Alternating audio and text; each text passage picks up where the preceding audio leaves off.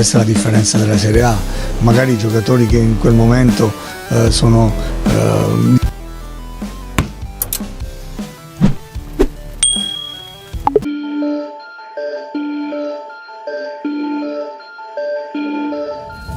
Jagat sepak bola Indonesia baru-baru ini dibuat heboh usai bek timnas Indonesia JIJS menjalani debut perdananya di Serie A.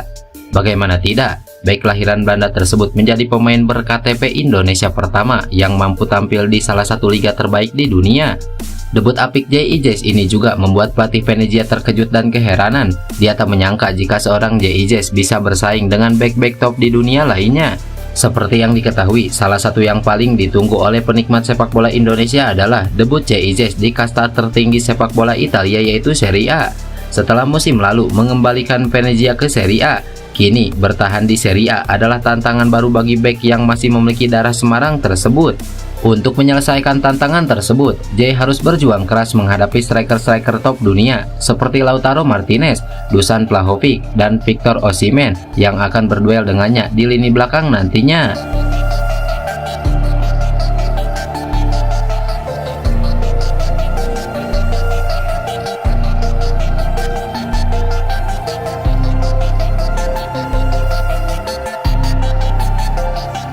Namun sebelum menghadapi mereka semua, JIJS terlebih dahulu menjalani debutnya saat menghadapi Fiorentina. Kepercayaan untuk tampil di awal laga dari pelatih Eusebio Di Francesco ini meneruskan konsistensinya sepanjang musim di Serie B kemarin, di mana ia hampir selalu menuntaskan 90 menit pertandingan apabila kondisinya bugar. IJS dan para pemain belakang Venezia harus bertahan solid dari gempuran para pemain Fiorentina yang tampil menekan mereka. Selain piawai dalam mengawal lini belakang, JIJS juga melakukan overlap dalam situasi bola mati. Ia hampir mencatatkan namanya di papan skor andai tendangan prize time-nya tidak melayang tipis di atas mister gawang. Dalam debutnya itu, ia juga mencatatkan 96% operan sukses. Dia mencatatkan 50 dari 52 operan. Dirinya juga melakukan 3 kali sapuan bola, 1 intercept, dan 100% tackle sukses.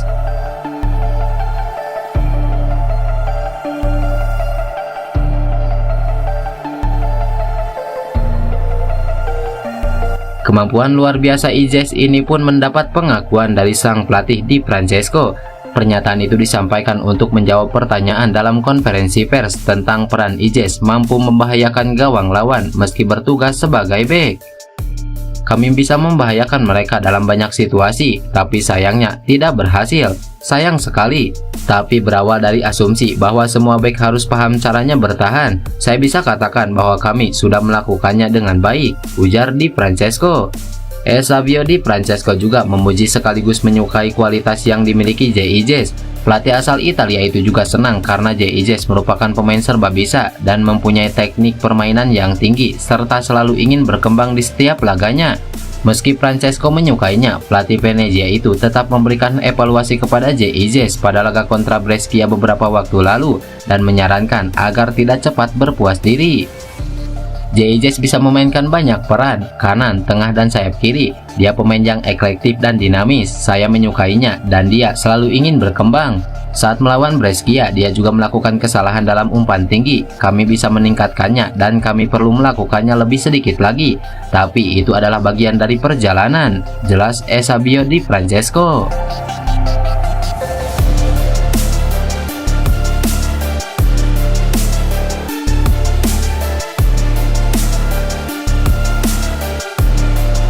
Sayangnya debut JIJS di Serie A mengundang kekhawatiran.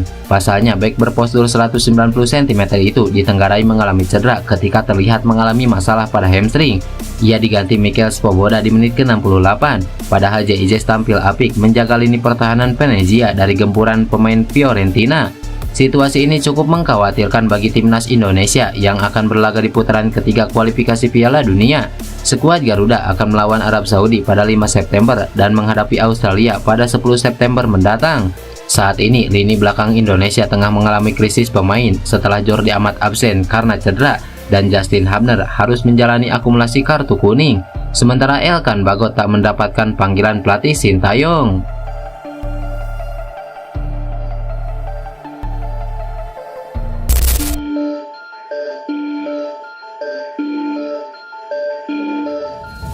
Seperti yang diketahui, tanggal 18 Agustus 2024 menjadi hari yang menggembirakan buat pencinta timnas Indonesia tanah air. Pasalnya, tepat sehari setelah negeri ini merayakan hari kemerdekaan, ada kabar bagus buat timnas mania, di mana Martin Paes akhirnya secara sah dan resmi bisa membela timnas Indonesia. Setelah segala hambatan yang ada selama ini akhirnya rampung, Martin Paes dipastikan bisa segera debut pada September nanti. Lebih lanjut, Paes sendiri mengaku merasa sangat terhormat sekaligus bahagia karena akhirnya penantiannya selama ini bisa segera terwujud. Tentu saja, masuknya Paes sudah bisa dipastikan akan membuat komposisi pemain timnas Indonesia khususnya di lini belakang jadi lebih tangguh. Paes sendiri seperti dalam ucapannya di akun resmi timnas Indonesia, ia mengaku sudah sangat nggak sabar menantikan debut serta bisa berkontribusi untuk Garuda. Di sisi lain, kabar resminya Martin Paes bergabung dengan timnas Indonesia ini juga sepertinya cukup mengusik Arab Saudi.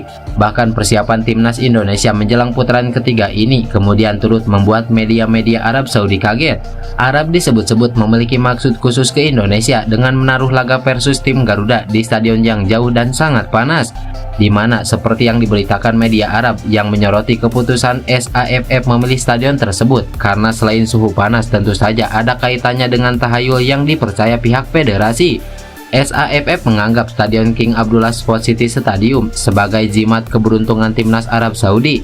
Memang selama bermain di sana, timnas Arab Saudi punya catatan apik saat memainkan laga kualifikasi Piala Dunia di Stadion King Abdullah Sports City. Media setempat juga melaporkan bahwa Arab Saudi tidak pernah kalah dalam kualifikasi Piala Dunia saat menjamu setiap lawannya di stadion berjuluk The Shining Jewel tersebut.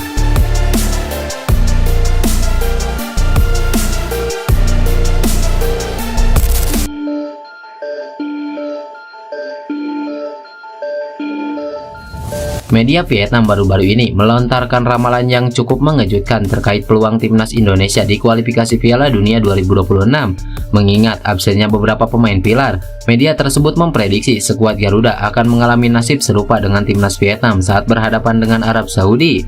Jelang laga perdana putaran ketiga kualifikasi Piala Dunia zona Asia, Sintayong harus menghadapi dilema berat. 5 pemain kunci dipastikan absen dalam pertandingan krusial melawan Arab Saudi. Malik Rizardi, Jordi Amat yang mengalami cedera, sementara Elkan Bagot tak dipanggil dan Justin Hubner harus menjalani sanksi akumulasi kartu. Martin Paes meskipun telah bisa dibawa melawan Arab Saudi, dia tidak didaftarkan karena keterlambatan administrasi. Absennya para pemain bintang ini tentu menjadi pukulan telak bagi timnas Indonesia. Media Vietnam Soha.vn bahkan tidak ragu untuk memprediksi bahwa skuad Garuda akan mengalami kesulitan besar dan kemungkinan besar akan menelan kekalahan telak seperti yang dialami oleh timnas Vietnam beberapa tahun lalu. Soha.vn menyoroti perbedaan kualitas yang signifikan antara timnas Indonesia dan Arab Saudi. Dengan absennya beberapa pemain pilar, terutama di lini belakang, timnas Indonesia dinilai akan kesulitan meredam gempuran serangan dari tim berjuluk The Grand Falcons tersebut. Namun, prediksi media Vietnam tak perlu terlalu dipikirkan. Sepak bola penuh kejutan. Timnas Indonesia di bawah arahan Sintayong telah menunjukkan perkembangan yang signifikan. Meskipun kehilangan beberapa pemain penting, semangat juang dan kerja keras para pemain tetap patut diapresiasi. Skuad Garuda tentu akan berjuang habis-habisan untuk meraih hasil terbaik. Pertandingan melawan Arab Saudi akan menjadi ujian berat, namun bukan berarti tidak mungkin untuk meraih kemenangan. Dengan dukungan penuh dari seluruh rakyat Indonesia, timnas Indonesia diharapkan mampu memberikan kejutan dan membungkam para peragunya.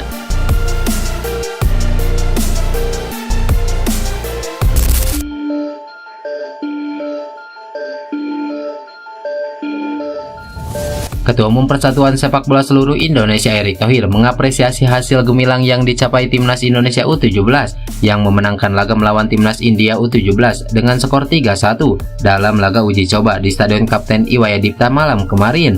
Hasil gemilang yang diraih anak asuh pelatih Nova Arianto menjadi modal untuk memantapkan persiapan untuk menghadapi kompetisi penting yang akan datang. Erick meminta pelatih dan pemain skuad Garuda Muda agar tetap melakukan persiapan secara optimal menjalani laga uji coba selanjutnya sebagai laga penting menghadapi kualifikasi Piala Asia U17 2025. Erick mengatakan timnas Indonesia U17 mampu meraih hasil maksimal dalam laga uji coba tersebut, namun belum saatnya bagi pemain dan pelatih untuk merasa berpuas atas hasil tersebut. Belum saatnya puas, masih ada satu kali melawan India U17, singkat Erick Thohir.